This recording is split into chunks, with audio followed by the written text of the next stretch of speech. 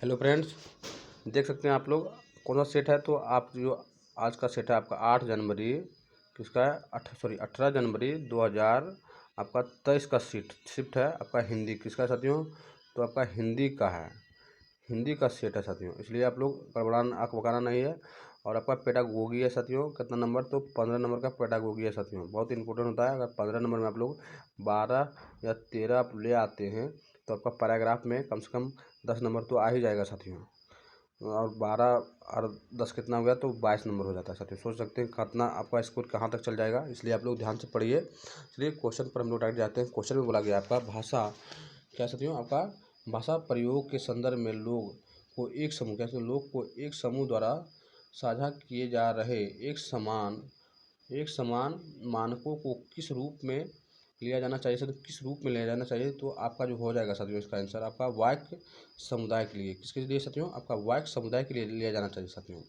चलिए हम लोग नेक्स्ट सवाल को चलते साथियों। नेक्स्ट में देखिए बोला गया है, नेक्स्ट का क्वेश्चन थोड़ा लंबा है लेकिन दम नहीं है साथियों, उतना हार्ड नहीं है। एक बालिका पढ़ना सीखने के लिए प्रयासरत है।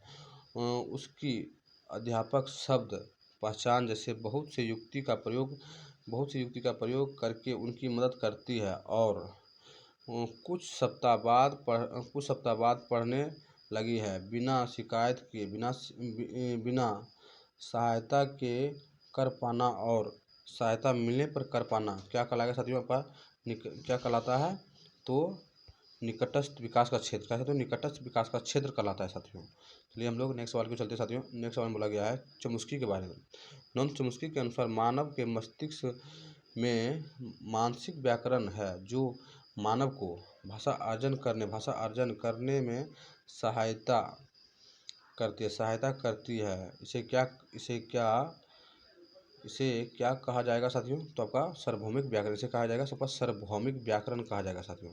चलिए हम लोग नेक्स्ट सवाल को चलते साथियों।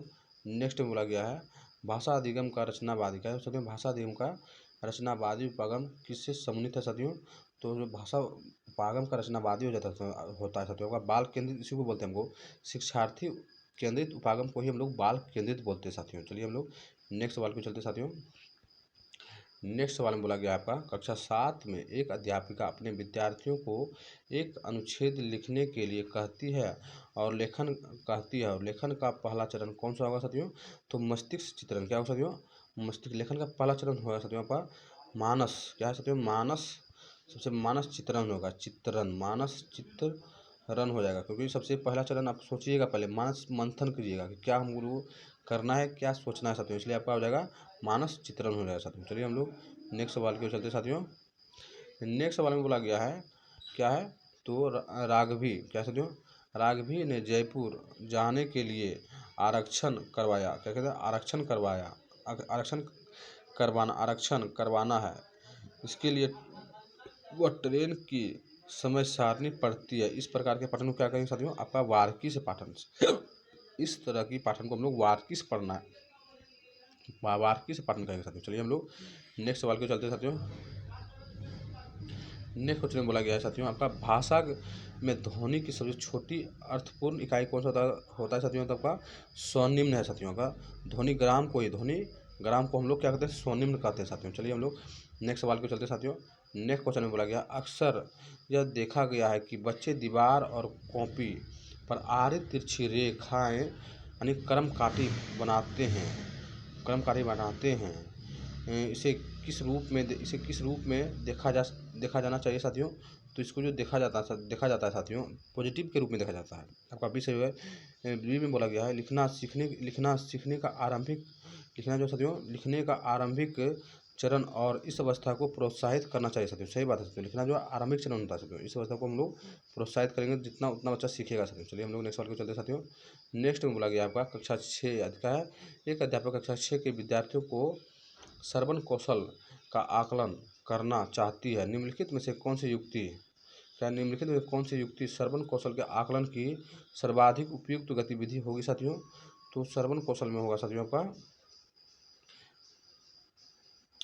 देखिए साथियों आपका जो इसमें आंसर होगा साथियों आपका 2 सही हो जाएगा। क्योंकि अध्यापिका विद्यार्थियों को सुने गए आधार पर तालिका को पूरा करने के लिए कहती है। यहाँ देख सकते हैं आपको बोला गया है कि यहाँ पे देखिए श्रवण कौशल का आकलन करने के लिए करें श्रवण कौशल का आकलन कर रही है, तो इसके अनुसार आपका यही आंसर सही हो जाएगा, क्योंकि जो हम बोले थे वो आप सुने हैं क्या नहीं सुने हैं, उस पर आप लोग पूर्ण तालिका बनाए। यही है कि सुने गए आधार पर तालिका का तालिका पूर्ण करने के लिए कहती है। चलिए हम लोग नेक्स्ट सवाल पे चलते साथियों।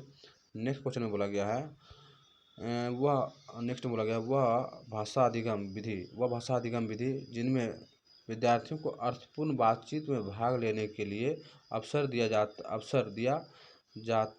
दिए जाते हैं और जीवन को वास्तविक स्थिति के समान करने के लिए प्रोत्साहित किया जाता है। क्या कहलाएगा साथियों? तो इसमें जो आपका कहलाएगा आपका संप्रेषणात्मक विधि। क्या कहलाएगा साथियों? आपका संप्रेषणात्मक विधि कहलाएगा साथियों। चलिए हम लोग नेक्स्ट सवाल को चलते हैं साथियों। हम लोग नेक्स्ट क्वेश्चन को चलते हैं। नेक्स्ट में बोला गया साथियों, देख सकते हैं आप लोग, एक ऐसी निर्देशनात्मक विधि जिनमें दिए जा रहे भाषा निवेश का स्तर विद्यार्थियों के वर्तमान स्तर से कुछ ऊंचा है। क्या कहलाएगा साथियों? आपका बोधगम्य निवेश। क्या कहलाता है साथियों? आपका बोधगम्य निवेश। कुछ ऊंचा स्तर होता है तो आपका बोधगम्य निवेश कहलाता है साथियों। चलिए हम लोग नेक्स्ट सवाल को चलते हैं साथियों। नेक्स्ट में बोला गया आपका निम्नलिखित में से कौन सा पाठ्य बोध की युक्ति नहीं साथियों? पाठ्य बोध की युक्ति नहीं है, आपका अनुमान लगाना है साथियों, उस पर सारांशीकरण भी है साथियों, और उसके बाद आप लोग देख सकते हैं निष्कर्ष निकालना भी जानवे करते हैं, ये है निष्कर्ष भी निकलता है, लेकिन आपका संपादन